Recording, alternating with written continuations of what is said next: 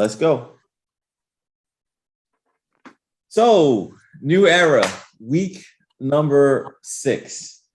We finished with week number 5, and we wanted to assemble the crew. I'm very, very happy to have my brothers back here in the driver's seat with me.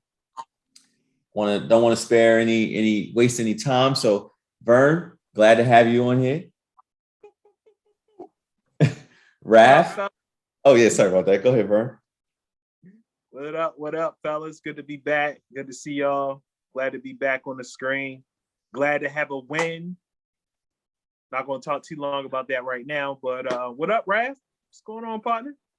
What up? Fresh off of my experience in Jerry Land with the brother AC. So I come back like Rosie Perez said, sometimes when you lose, you win. Sometimes when you win, you really lose. So, we lost the game, but I had a good fantasy day, so we're good.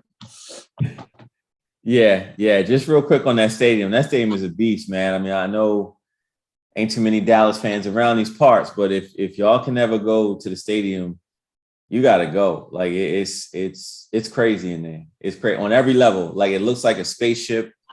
Like Jerry Jones didn't spare any expenses. Like that stadium is off the chain. So I'll leave it at that. I gotta definitely agree with that. As much as I hate to admit it, man, that the stadium experience was top notch. Yeah, for sure. So with that being said, man, we don't want to hold everybody long. We're trying to keep in line with the scale down, but more impactful videos this year. So let's just jump right into it. Let's talk quickly about week 5. Just what stood out to us. I don't want to go too deep with it. For me, it was the explosion of, I want to say, Vern, Raph, and Ricky.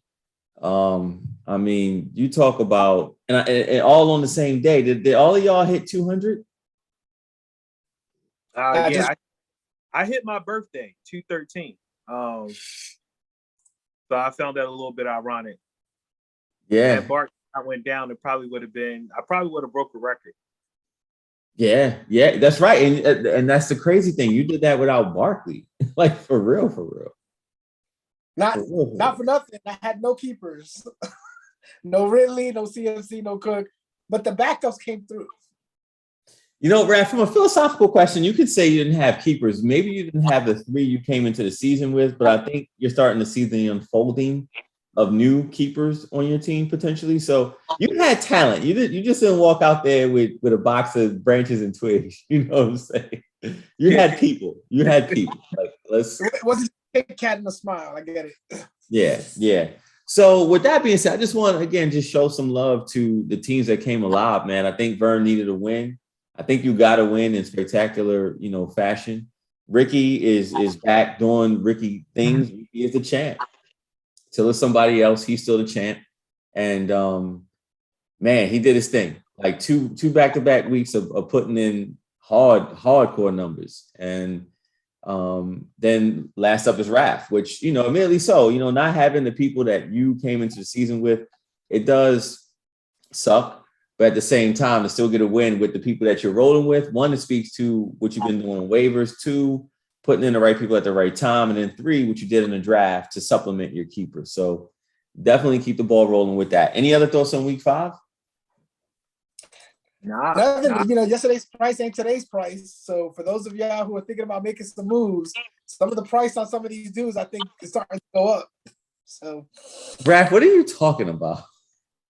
I'm saying we instituted a brand new trading, kind of lottery system. And this is right around the time when sometimes deals get to be made, right? So, and all I'm saying is when you're looking at some of the new guards, right? Hey, listen, yesterday's price ain't today's price. Raph, I think when we get to next year doing these videos, we'll start having actual commercials. We'll let you do your offers through the commercials. Right. Raph's bargain bin. Yeah, word. Call me now. So if no objections from you guys, man, I want to go to the power rankings. Let's do it. All right. So with that being said, let me go ahead on and share the slideshow with you guys.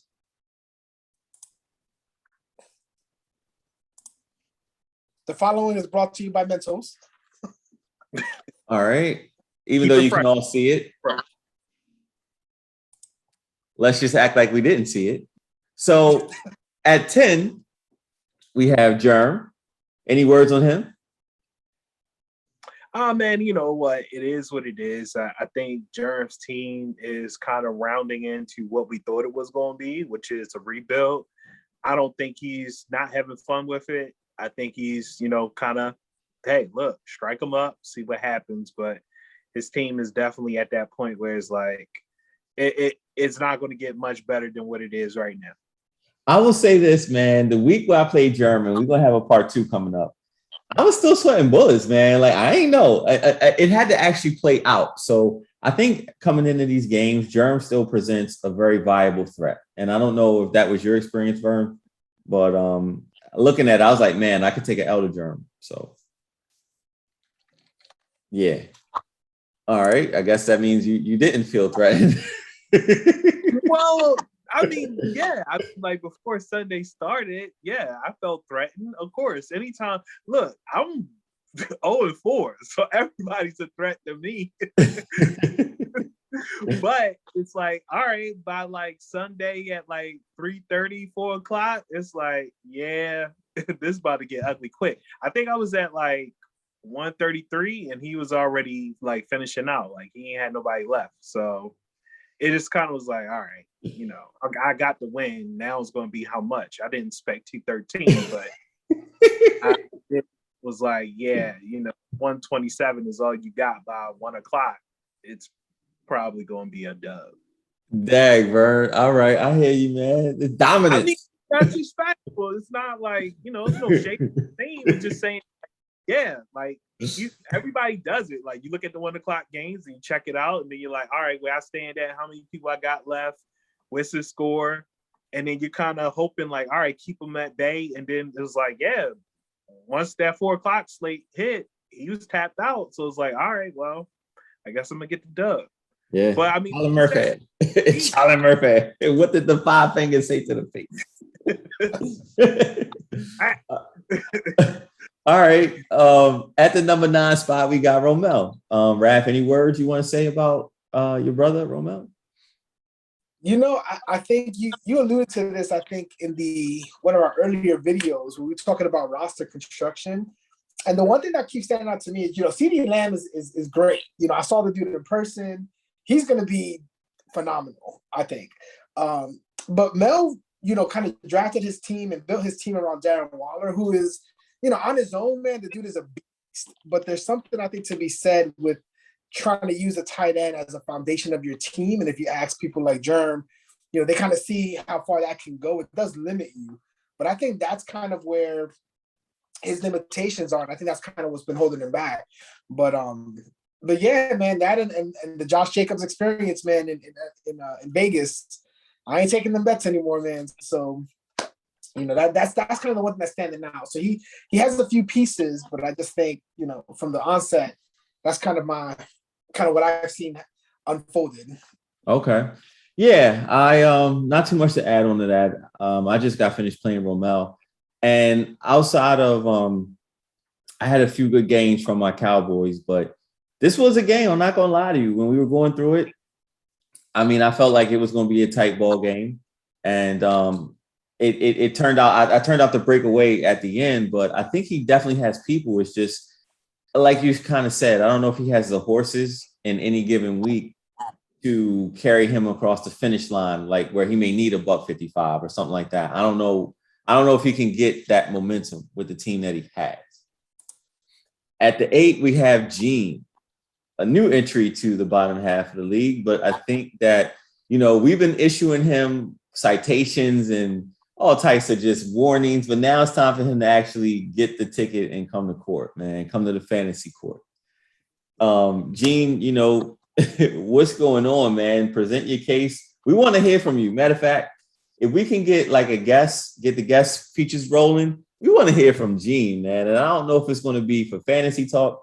I don't know if it's going to be for like a outreach or some kind of like We all have, what do they call it? Like when we all sit down. Intervention. Yes, we have like a fantasy intervention, man, for Gene. Like, I don't know what's going on here. So take it away, Raph or Vern. Like, chime in. Say what y'all gotta say. Gene, we need you to come outside, bro. That's what we need. We need you to come outside, bro. Come see us. Please open up the window, man. We at the door. You know. Yo, throw the keys. Yeah. Is Gene in there? Like, do we need to send the EMT? You know, what do we need to do for this brother? But we got to get him back. We got to knocking on the door and somebody say he's not home, but we look into the window. Right. Like we see him on the couch. He's sitting right there. Like, come on, like just I don't know. So number 8 is Gene. Number 7, we got Vern. We got Vern. I think that Vern, you know, we had conversations, and I think that all it takes is just one game at a time, one piece at a time. It's hard to make a run like what you would need to get back in it, but it's not impossible. And every now and then we've seen it. We've been in this league long enough to say, like, man, that team that gets hot, they go on that roll. Like you see a person win 6-7 straight. So I think that this could be your time, Vern. So I got you at the 7. I don't know if Raph want to say anything on that. Nah, you know, I think this is, you know, we spoke about this offline. You know, I think the record doesn't really jive up with the strength of his team. But as they say, you kind of are what your record says you are until otherwise. But yeah, like, listen, you can see what he did last week. I don't think that's an outlier. I think that's what his team is capable of doing. But you know, other than that, man, it's just bad luck. You know, between Barker going down again, you know, that you know, from a real life and fantasy standpoint, that kind of sucks. But you know, Cordero Patterson, man, if there was any that's been like the pickup of the year thus far. That was, you know, we giving out superlatives. If he can keep doing what he's doing out there in ATL, then he's always gonna have a, you know, fighting chance. Was he like number 2 running back for the season, something like that? Yeah. So, the rebirth of Cordero Patterson. Right. It's like my man couldn't make it at comedy, so he just tried acting. Then he couldn't do acting, so he just tried singing. Couldn't do singing. Now he rapping. Now he just doing like spoken word, but it's working though. He's like a now poet laureate. Like, I don't know. It's crazy. Got the fantasy 9 lives. Yeah. But you know what? It's working. So Vern is at the 7. All right. At the 6, we have my man, the champ. The champ is here. We got Ricky. Still 2 in the possible. Still here. Still standing. I think that Ricky is his arrow's pointing up, man. You look at what he's done these last 2 weeks. Quality of opponents. I mean, quality wins, man. I mean, this dude Ricky is. Whenever you think that he's on the ropes, whenever you think that he's down for the count, this dude just has a knack for just coming alive. And I think we're in the midst of seeing that. Between him and Vern, I think that you guys are the 2 hottest teams this week. So I have Ricky at the 6. Anybody else? That's all I got. All right. Hey, look, and if you put up 199 points and then follow that up with 186, I don't think there's anything else that needs to be said, especially considering that Montgomery is down. This dude put up 186. I mean, hats off. Like, that's 2 great back-to-back weeks. Salute to Ricky. Word. So at the 5, we have me. All right. Go, AC. So I'm not going to talk about myself. Do y'all have anything? I think they drafted, sitting at 4-1, you drafted invitations to your party. They haven't gotten out yet. But you looking at the invites like, all right, let me start thinking about my guest list. I got to get a DJ, Raph. I got to get He's like, man, I need a commercial on the radio or something. Let me just reserve a spot. I will say that, you know, my team is definitely, I've gotten some wins, but I'm getting ready to walk through some very turbulent times. I played Plunker and then I played Brett.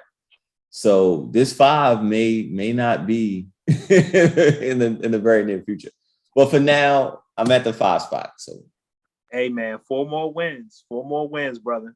Yeah, that's it. I can't get around it, man. I don't know how you're doing it, which is like, I'm just looking at your squad and I'm just like, kudos to you, man. If there's like a manager of the year, thus far, a midseason, owner of the year, man, I'm giving it to you because on paper, I don't know if your team is just overperforming or you just, you're just leaps and bounds on the analytics ahead of, for sure me, but whoever. But I would say, because I told you on Sunday, man, I was scrambling. I wanted to pick up Tony. I had this gut feeling, and I just didn't. So, we win some, we lose some, man. You do the best you can. You try to acquire talent and fill in the blanks.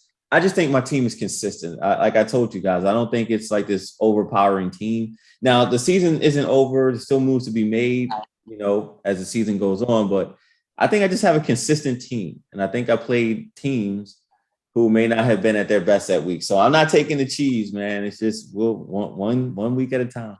1 week at a time. So with that being said, number 4 is give Son the ball, yo. Give Son the ball, yo. I think Marvin has to, I don't want to say pick it up. He just had a bad week. Is Marvin on a 2-game losing streak or just one? 2? Because I was a week 4 street killer. Oh, that's right. And then he played. So when you really look at it, Marvin has played 2 teams giving optimal output. It's like I can't hold that against him. It's hard. Like we get those fantasy masterpieces when 2 teams with the optimal output play each other and just somebody had to lose. But more times than not, it's hard to match a $190, $180, it's hard to just match that on any given week. So I don't hold it against him, but he does fall from the 1 in my book just because, there's some teams that are coming on strong at this point. So yeah. Go ahead. My one takeaway on his team is Keenan Allen. For where I know we're not giving out fantasy advice, but I mean the stats are what they are. That team, that offense has really been you kind of see it changing in the guard between Mike Williams, whether it's just a contract year. He's doing things that out of college people are expecting him to do now, and Keenan Allen just hasn't really put out that like monster game that we're used to seeing, being that PPR reception hog, and I think that's kind of been the difference maker in some of those close games.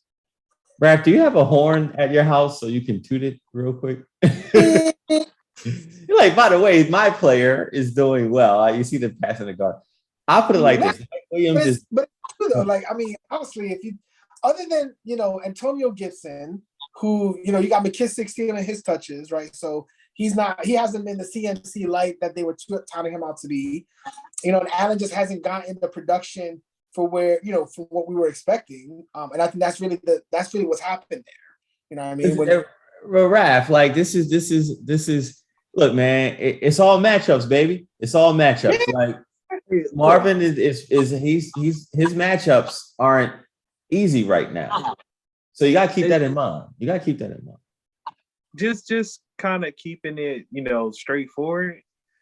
If you score 105, 106. And then you follow that up with 127, chances are you're going to lose.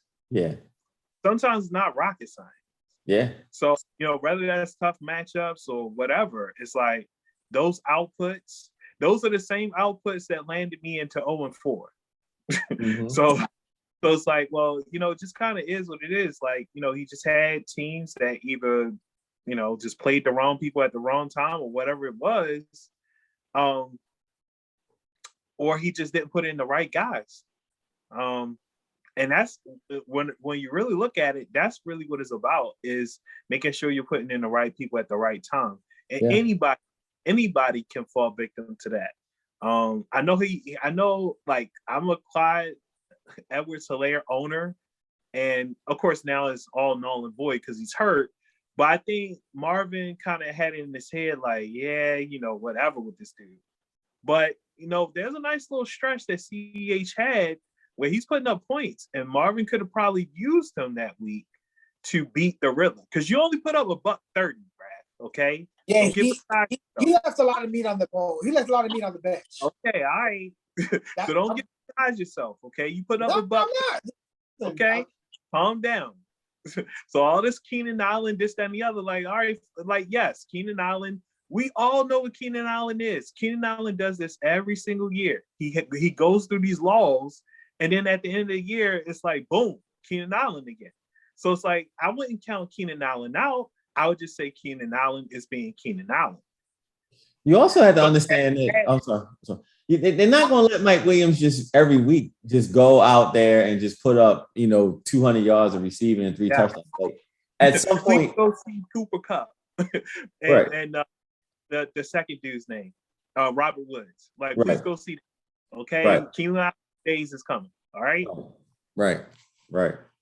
All right. So at the 3 spot, we got my homie. Don't play that, bro. My homie don't play that, bro. So I think that Plunkett is he's accepted the challenge, man. And honestly, Raph, I hear you on like manager so far, but if I had to give an honor like that out, I would give it to Plunk, man. He's done well the whole year. He's made timely pickups. He's been consistent. He's gotten good production out of his teams every week, and I think that deservedly so. He is on to greener pastures as we head into the next. The middle part of our season. So I got him at the 3. I think he deserves it. I think he's earned it with the room for much more. 772. That's how many points he has. So I ain't gonna disagree with that. I mean, he's putting the output is there. So yeah, like he lost to Raph this week. He put up $160. So it's like anybody else between me, Raph, and Ricky, like he wins, and it's not close. It just so happens he went against a dude that put up 221. Yeah, but it's like it's $160. Like, come on now. Yeah. All right, at the 2 spot we got Brett. I don't got much to say on Brett, man. I think that we've given him his flowers all year. Like he's ready. There ain't much more for me to say. He's ready. Anybody? Yeah. I mean, hey, like you said, Brett's been getting his flowers. What I will say, what I have come to appreciate with Brett is like that whole Baltimore situation has really done him in, and he's been fighting. Like, so it's like, yeah, he's balling out, but at the same time, it's like there's a big hole at that number 2 RB spot that I'm sure that he's been itching to fix, and I think he has a fix for it, at least for the next couple weeks.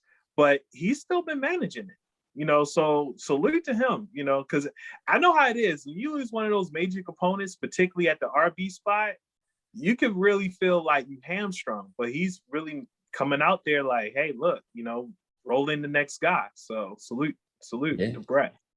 Yeah. Oh, sure. All right. And last but not least, and first, we got Rilla changes his name again, yo. So, yeah, whatever it's going to be this week, whoever's his opponent is, it's going to be some type of shot in the back. Just know that. Yeah. I'm just hoping Raph runs out of names by week 13. So, but Raph definitely, look, man, the cream rises to the top, and I've been consistent. I'm going to keep being consistent. You're very top heavy. You need your aces to come out and do what they do. And to that point, they have. But what I will also give you is, as the weeks have gone on, you have found players that have blossomed into even more than role players, like mainstays on your offensive, or not your offensive, but on your roster. And I think that that's a credit to, again, waiver wire work, good drafting, having like your aces in the hole. I think that you definitely have done and continue to, just find the pieces that make your team go, and not just like, I guess, those sort of wishing on the star pieces, but real pieces that actually wind up being heavy contributors to your team. So I think that you have ascended to the number 1, no more 6 for you. And that's it from me. All right, so look, before we roll out of this, I do want to give Raph his props on a couple things, right? I was just hard on him a couple minutes ago, and I said, don't get beyond yourself. But I will say, when we started off this season, one of the things that we criticized about Raph was the whole depth thing. Like, okay, we see that you got McCaffrey's back up and you got Cook's back up. Like, yeah, that's cool, but you could use a little bit more depth. And it's like, well, how does that look now? It's like, yeah, thank goodness that he got those 2 dudes. So, handcuffs has really helped him sustain his success. We all know what Madison can do when he gets the rock. We didn't know what Chuba Hubbard would do, but nonetheless, it's like, hey, he's been able to have those guys to put in. But even going beyond that, Mike Williams and Marquise Brown, these are guys that, quite frankly, everybody else gave up on. Like, nobody want no parts of them. And I can't explain the logic. We don't got time for that, for Raph to explain that logic, although I'm sure he would love to dive into that. But whatever that logic was, he was correct. That's it. So you got to salute that dude, because nobody is thinking about Mike Williams. Nobody's thinking about Marquise Brown during the draft. And the funny thing is, Vern, between you and me, I remember when Mike Williams first came on the scene and I was trying to pair him up with Godwin, like, all right, I believe in these guys. And I remember you were on Marquise Brown, and you know, you go until you're like, all right, whatever, I got to move on. And I think that, you know, like you said, whatever the logic was or is, Raph picked the right guys at the right time and had whatever belief or whatever you felt when you picked the guys. And it's like, salute that when it works out. So definitely a good move, Raph. Definitely good moves, I should say. Thank you, fellas. Hey, Raph, I'm not always, you know, at your throat. You know, I will say this, you know, sometimes the shots can be motivators. Sometimes they can just knock you down. And, you know, I'm just taking it as motivation. So, you know, I do the best I can. So. That's just it with fantasy, man. Sometimes it's a hunch. Sometimes it's something you saw, something you read, something you felt, and you just act on it. And then, you know, sometimes, you know, you wanted to make a move and you didn't. But that's the difference between, you know, enjoying the fruits of your labors and, you know, being like, dang, you know. So with that being said, that's the lineup for the power rankings. Here are the power rankings provided to us from our friends at Fantasy Pros. So we'll start. We got Germ, pretty consistent. Mel, pretty consistent. Here's where it gets a little goofy. They had me at 8, which I'm actually happy about because they usually have me at 10, and that's just a lifetime thing. Then we have Bad News Bears at the 7, Kiss of Death. Gibbs on the ball, yo. My homie don't play that. Still 2 in a possible. Knee squad. Riddler seizes joy out of pain. Raph, do you play Germ this week? He does. Oh man, no wonder you. Germ boy, pump it up and pain. Keep it going. Sunshine. You know it. Rain. I'll put like this, Germ. If you pull an upset, man, I don't know if in the history of New Era, if we would have ever seen something like that. Like if you pull an upset. I'm not saying do it. Do whatever it is you have to do. But if you were to pull that off, I don't know if I can say that I've ever seen something like that. This would be one where I would actually bet on. I would put money on that Raph ain't losing. Even the game line. I'd be like Raph by like 40 points in this one. So yeah. Unfortunately, that is not our game of the week. But that's where we're going to move on to. So the game of the week this week, we had a discussion and we feel that it's going to be Brett, Knee Squad versus Ricky, still 2 in a possible. So no disrespect to the other games, but that's where we're going to spend the bulk of our time. So jumping into that, what are your initial thoughts, guys? My initial thoughts are these are 2 teams that are just, I mean, they're white hot as far as momentum is concerned. And for Ricky, it's kind of like he needs these wins. He needs them. You know, he's still 2-3. So it's like, all right, you know, another win, and now he's 500. And now, hey, it's any man's game at that point. Once you get to 500, you know, you can kind of start to see the light at the end of the tunnel. Yes. So to me, I feel like, you know, it's almost like unfortunate that he's coming up against Brett, but at the same time, like if in order to beat a man, you got to beat the man. So Ricky is still the man. So look, we've been looking at Brett as an up and coming. I think this is, you know, with Ricky scoring $199, 186 last week. you know, Brett got his hands full. So he need everybody to show up. So I feel like this is a matchup where it's going to come down to the wire. You look at the projections, 155 to 149 in favor of Brett. And I would say that somewhere along that line is about right. It's going to be like a high scoring, tight game, nip and tuck. So that's my initial thoughts on it. If I had to take an inventory, I would say between Ricky's team and your team, one, if not both of y'all, like are about to go on a serious run. I just every year there's just a team like that can flip their record. Then, like I said, occasionally we get the team that just wins like 6, 7, 8 straight. I think that you guys are starting to heat up at the right time, man. And Ricky did it last year, right? It was Ricky. I mean, yeah, it was Ricky. Ricky had the LeBron James, the Lakers championship, the bubble championship. That was a hard thing to pull off. Like to win all those games, then beat you, then beat Marvin. I mean, I don't know if there's been a championship claimed by anybody that had to go through that kind of road. I just don't. I'm willing to do the research. Huh? That was the gauntlet. It really was, because think about what you got to think about what your team has to do. Like you got to win all these games first to get in, overcome the odds. Then you got to play basically the number 1 ranked guy and then the number 2 ranked guy. It's like who happens to be, one of the all-timers in this league. So that is not easy. No.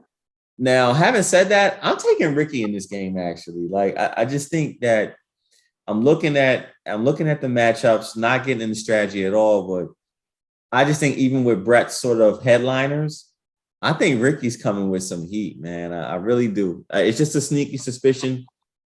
I'm taking Ricky. So I'm going to hand it off to Raph. There's a few players without giving, strategy or whatever, but there's a few players where it's just like you can score 15 points or you can score 47 and you just can't bank on it. It's all game script dependent, man. When you say with the Tyreek Hills of the world, like he's a plug and play, set and forget it, but that's where it turns, right? When you go nuclear, it's because he goes nuclear, right? And all it takes is that one dude to do it. You saw it last week with Kareem Hunt. Sort of, you know what I mean? Though he's still splitting touches with Chubb, but like, and even Devontae Adams, right? Because he has the potential. Everyone has the potential to go nuclear, and I feel like because of that, you have a higher variance, between your 140s and your 210s. So, I'm gonna agree with you though. I think this is Ricky's game. If I had to put money on it, I definitely don't think this score is going to be 155 to 149. I think this is going to be one of those, huh? I think 160, 170. Yeah, this is going to be one of those where they just going back and forth. Every now and then we get blessed with a game like this, man, where if you could get your popcorn, get your snacks, and like, let's just sit here and watch what they do all afternoon. Like let's this see how many on StubHub. Yeah. This is going to be a real good one. So, with that being said, Vern, any other impressions on the game? No, I think you brothers covered it all, man. To me, I'm looking at the matchups, and I don't see a matchup that I don't like. Mm-hmm. So to me, it's like, even if you're Ricky, I know you look at ESPN, you see a whole bunch of check marks on his side, but I like Ricky's matchups. I really do. So, and the same thing with Brett. So those are always, to me, like when you got tasty matchups, ones where you're like, you're not grimacing, like, yeah, I know I got to put this guy in because he should be in. When you're like, yeah, no, this guy should get in and he should do work. Those are always great feelings. So I will be pulling for Ricky. Not that I have anything against Brett, but I just like, to me, like what Ricky's been doing, it's like, it's impressive. So I like to see if he can continue this and make it happen, even if that's like at my demise. Like I got to do what I got to do, and that's just regardless. But if not me, I would like to see Ricky, come up out that hole and really defend his title, make a run at it. So I will say this though, Vern. Depending on what happens, so let's say, Brett gets the dub. I wouldn't necessarily knock, depending on where if the points are where we think they're going to be. I'm not going to really hold that against Ricky and his trajectory because of what we've seen Brett do week in and week out. So it's one of these like I think a lot can be said, in terms of positioning and stuff like that. But I don't think if the numbers are going to be 160, 170. Whoever takes the L, like, I don't know if that changes the power rankings in one bit, as far as where we see them. I don't think it does, but I think in real time, I mean, these wins start to go towards, do you have enough to get into the playoffs? Like, you need your wins.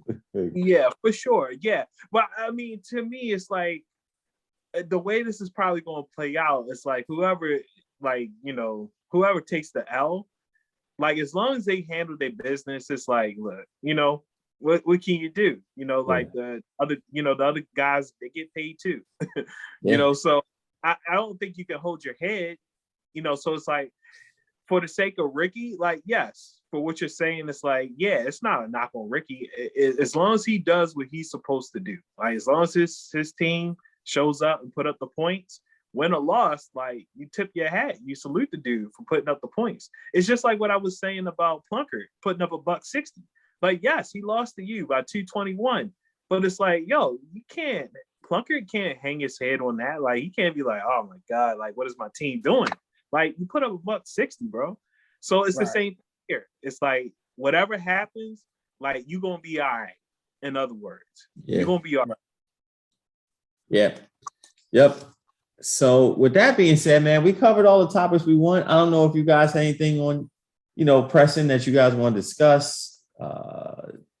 If so, put it out there. Hold your peace on it. Oh, can we just make mention of just real NFL landscape? Real talk. This John Gruden business, like, what like, is anybody surprised? I'm not. At least not from what the reports that I've seen. You know what I mean? And what that means for for LA's franchise. Like, they just moved to LA, or rather to Vegas. Yeah, to Vegas. They got the new stadium. They kind of looking like their team is starting to come together, and it's just like, Gruden, man, want him gone. The Raiders will move forward. I think that these team owners, if I know the NFLPA asked for all the emails from that, we'll see what's in them. And you know what? You got a lot of owners probably feeling a little tight right now. I think that I'm just hoping personally that Jerry Jones ain't say nothing stupid. Oh, Jerry. Because it's a despite his good old boy nature, man, it's a lot of former players of color, et cetera, that love this man. So I hope, like, for the Michael Irvins of the world, the Des Bryants of the world, I'm just hoping for them that he ain't saying no comments about minorities. We already talked about the protected classes, man. And Shannon Sharp made a good point about this, man. And it's the point that we were talking about on Sunday. Whenever something's said about, the African-American male, it's just like, okay, all right, yeah. But when you touch upon LGBTQ, ZUP and all that, and then you touch on animal lovers, you touch on female, it's like those are the sacred protected classes, man. You can't. So you just wish that we got that same energy that these other classes of persons, they got. And I think that, to me, that sticks out the most. And then on the heels of Dave Chappelle, I don't know if you guys know about his comedy skit, but the stuff, it kind of like settles in, man. Like, when it comes to that, again, the African-American male minority, it's like, man, like, what we have to endure. But then you say something to, like, this protected, you say animal lover. Here we go. Like, they coming for you, females. Here we go. Got Peter knocking on your door. Right. And you know what? Rightfully so, man. Everybody deserves to have equal protection. Everybody does. I just wish we got that same energy. So that's kind of where I'm at. Whatever Gruden said, I'm not shocked. There's nothing that the good old boys can say that'll shock me, man. So that's where I'm at. I still, and this is just, I guess, sports in general, right? a lot of the money is generated in sports, professional sports, whether it's football, basketball, heck, even baseball, right? It's made off of the backs of minority players, right? That's like the core foundation of the sport. They generate that, right? Even in college sports, right? For for a large part, and it's there's something to be said when you are the head coach or you're the owner, you still have this like powerful white person at the top who depending on when these comments were made, because some of them apparently are they're older, right? It wasn't like he just said this yesterday, but there were things that were sent out long time ago or whatever. But it's like it took this long to get there, and while that's happening, you still got these people in this position of power who control the lives, quite frankly, of the people who are the backbone of these industries, right? Yeah. Gruden, for his point, like he's telling you who he's signing, who's he cutting. He's affecting the lives of a lot of individuals. Many of them are people of color, and I just think the brazen nature in which you can, first of all, to put it down in an email, like you got to be living in like an alternate reality if you think that something you put down in an email cannot resurface. You know what I mean? I live in the world of FOIA everything, right? You can get your hands on an electronic copy of anything you put down on a computer. And the fact that he did it while he was working for Disney, like you already know, Disney ain't deleting their emails. You know what I mean? And I still think we got a lot of ways to go. I like that there is this presence of accountability, but is it really, right? It's one of these, hey, listen, I don't want to be a distraction. Nah, man, it ain't the fact that you're a distraction. It's the fact that you did wrong and you're and you need to be held accountable. It ain't like, hey, listen, he ain't coming there and say, yeah, I messed up. This was wrong. I mean, he gave that kind of like the 2-bit apology because he had to, right? He still got endorsements. He still got to walk the streets, quite frankly. You know what I mean? Yeah. But this idea that like there's all these other emails, with apparently like Dan Snyder's involved in it, and we already know what his history is with the Washington football team. A lot of this stuff is like, I don't understand why it takes the NFL so long to get to where we know what's right from wrong. We know what needs to be done. Money, NBA, right? Money. No, I got it. But you know what? To the NBA's credit, when the whole Donald Sterling thing came about, they waste no time, right? The players came out and was like, we are not playing for this team. We're just not doing it. And basically the league came in and was like, yeah, it ain't gonna work out. You got to sell the team. And they forced him to sell his team, right? But that was because you had basically the players who, again, the backbone of the industry, were like, we're not doing this. So, I mean, look, we were doing so well on time until you turned into Martin Luther King over here. But, at the same time, the NBA, the NBA male is a lot different than the NFL male, if you will, MALE. Like in the NBA, those players are empowered to a whole different level of player empowerment. In the NFL, like, can you imagine them telling Jerry Jones, I don't care what he sent that email, not actually, I would care, but whatever he said, man, like, can you imagine Goodell being like, all right, Jerry, so what you gonna do with this team? Like, can you imagine that? Like, and even the players, and then what you learn, this was actually eye-opening, Rap, being at the game, different demographics of people that show up. So down there in Texas, Red State, it's like, man, like the way these people carry on, the way that they love and hold this team and these players and Jerry Jones and even the players on the team, it's like, nah, you ain't winning that battle. Los Angeles, the demographics is different. The Clippers, they like, man, we ain't playing for this dude, and we ain't playing. The 12 of us.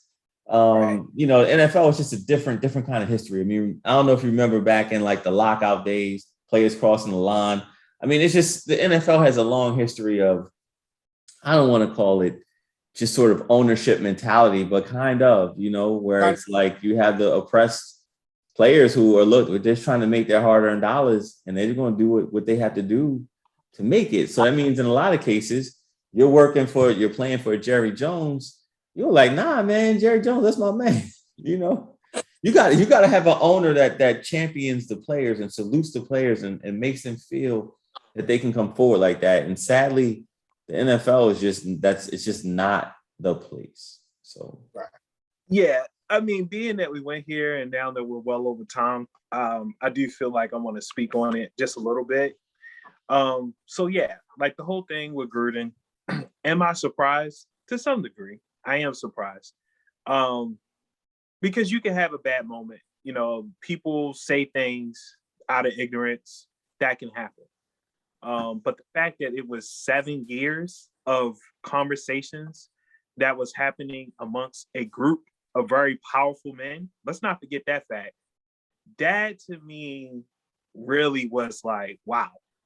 It's like, as minorities, that there are conversations that are being had about minority groups or about other groups that are fighting for equal rights. But it's like that whole email thing was kind of opening up the peephole to what those conversations look like. And so on that end, it's like, okay, yes, Gruden, you gotta go. And for obvious reasons. And like, do have a seat, sit down, reflect, like work on yourself. And to me, it's like, yes, that had to happen. But I also feel like, okay, these emails were around for 7 years. So what about these other people that were a part of this conversation? So it's like, it's all good in like 2021 to be like, yeah, John Gruden, we caught you, like pants down, like, yeah, tar and feather this dude down the street. But it's like, well, what about the dudes that were having these conversations with you and was yucking it up? Because they were complicit in it just as much as John Gruden. So to me, it's like, all right, like, yeah, job not done in the words of Kobe. Like, job not done. Like, there's still other people that carry those same views that he felt comfortable expressing them to him, and they certainly didn't let it be known to us or let it be known to anyone else that could put him in check. So obviously they are complicit in it. What are we going to do about that? To me, that's the real conversation. The dude that owns Hooters. Like, are we boycotting that? Because I haven't heard anything about the dude from Hooters that owns Hooters, but he was part of this conversation. So to me, it's like, it's bigger than John Gruden, in the words of Nino Brown. It's bigger than him. So to me, it's like, I just think that, on one end, it's like, okay, like, yes, John Gruden messed up. The team will be fine. They don't care about the Raiders. They'll be all right. They'll figure it out. They might be happy John Gruden's gone. But the bigger picture is like, we really want to invoke change. Like, we got to really hold the feet to the fire, not of the person that's at the forefront of it, but also the people that also allow a safe place for that type of talk, for that type of thinking. And then on the back end of it, it's like, all right, so what do you do with John Gruden now? Because simply just outcasting a person doesn't bring about change. Far too often, the first thing we do is like fire that dude, send him to Siberia, never to be seen again. But really what needs to happen is a conversation. Like, we need to have a conversation with John Gruden, not me per se, but as people of minorities, I would love for them to be able to sit down with John Gruden and help him to like really see. Because like what Raph said is completely true. Like, the dude basically totally dismissed it. Like, hey, like, I don't want to be a distraction here, so I gotta go. Like, peace out. Like, nah, dude, it's not about a distraction. And so he doesn't get the point, but nobody's having that conversation with him. It's just like, all right, get out of here, you're fired. But what about like, how do we help him come forward? That's my second part to the whole thing. It's like, we got to help people come forward. We can't just leave them and just be like, all right, you fired. Like, I don't care. Like, see you later. It's like, have that conversation. Because here's the thing. What I've come to learn over these last 4 years is that when it comes to these type of issues, whether it's racial, whether it's transgender, whatever it is, your sexual orientation, whatever, it's like the more that you just downcast on someone, the more that they get into the defensive. We need to start trying to deal with these people who have these ideas or have this type of thinking and open up a conversation so that they can become more enlightened. Does that mean that he need to still stay the head coach for the Raiders? No, not saying that at all. But it shouldn't be just like, yo, never to be seen again. Like, no, we need to see you. We need to see change. We need to see a person come back from this, because that's what we never seen. We never seen a person who had misogynistic thoughts, or who perhaps was homophobic, or who was racist. We never seen them come back, because nobody has the conversation with them to allow them to work through that. So that's my thoughts on it. And I hope that John Gruden gets that. I hope there's someone that reaches out to him that's willing to have those tough conversations with him, and like really like come at him to where he can really come around as a person, not head coach, not none of that, just as a person. And I 150 million% agree with everything you just said. I only would add that, at some point, why is that our burden, right? Like here's my thing. It's like, I don't feel like it's my job to force somebody to have that conversation because something needs to happen. Like it has to, like I can't force that you can't force that conversation on somebody like John Gruden. John Gruden has to want to do it. And you know what? He may be like, you know what? That's how I feel, F it, and that's it, right? But I think we put this burden, us being, people of color, minorities, that we put this burden, like we gotta force this dude into a room, and we gotta have this conversation. And while I think that is absolutely necessary, the conversations, but I wonder, how old is John Gruden now? What, 50, 60 years old? Like, is this even somebody who's susceptible to changing his mindset, right? When you speak that callously about different groups of people, like it wasn't just like, hey, listen, and this and that. He was calling dudes like big lip monkey. Like, in any world, that is as racist as you can get. And if you are that emboldened to write that in emails with your other, good old boy groups, my thing is, maybe that conversation ain't for you, right? Maybe this experience is for everybody else. And right, I can't do it. Like, at the end of the day, man, you got to go back to the good book, man. Like, the people stone you, they don't want to hear you, but you still got to do it anyway, man. It's bigger than why we got to do it. Like, no, you have to do it, because that's a part of like our essence of being here, man. And that the lessons are all there. I mean, again, it's like we could almost go into another conversation, but you can't just like, well, it's not my burden. You got to say, you know what? Despite what it may look like, you still got to take the chance. So, yeah, AC, if I could add on to that, yeah, no doubt. Just from quote unquote the good book morality perspective, that's one reason to have the conversation. But I think more importantly, we got to understand the realities. The reality is that there's a displacement in the power dynamic. We don't control how things go in so many different venues, and particularly in the NFL. AC kind of touched on it about the players, and maybe Raph, you touched on it too, about the player dynamic. And a lot of that has to do with guaranteed contracts. That's what's going on in the NBA. These guys got guaranteed contracts. So guess what? I can afford to have an opinion, because no matter what you signed up to pay me, you're going to pay me that. Come hell or hot water. So the power dynamics makes it so to where we need to have that conversation. If this was reversed, if minorities had more ownership in the NFL and more ownership in banks and all that, then it's like, yeah, like why bother having the conversation? But when the power dynamics is as it is, you need to have that grace in order to have those conversations, so that, hey, look, you get opportunities to balance out that power dynamic. But then too, I will say this, Raph, for what you're saying, I agree. Those conversations are not for everyone. So it's more of, it is what it is. You offer the conversation. The person can either accept to have the conversation, or they say, you know what, I said what I said, and I'm gonna stand on it. And then you end the conversation. I just think everybody deserves the opportunity to have the conversation. We know that there's people in the world that are they are who they are. They're not going to change their opinions about things, how they view people, what they think about different sectors of people that are not related to their beliefs and their views on life and their race and all that. We get that. But there are people who are majorities that are amendable. You can have a conversation with them. And I don't want to just simply say, like, well, look, it ain't my job. Like, you the one that got all the money. Like, I don't want to just, I don't want to punt it. Give that person the opportunity. Now, if they say no, you come to John Gruden, whoever that person might be, Tony Dungy. I think he would be a great person to have that conversation with Gruden.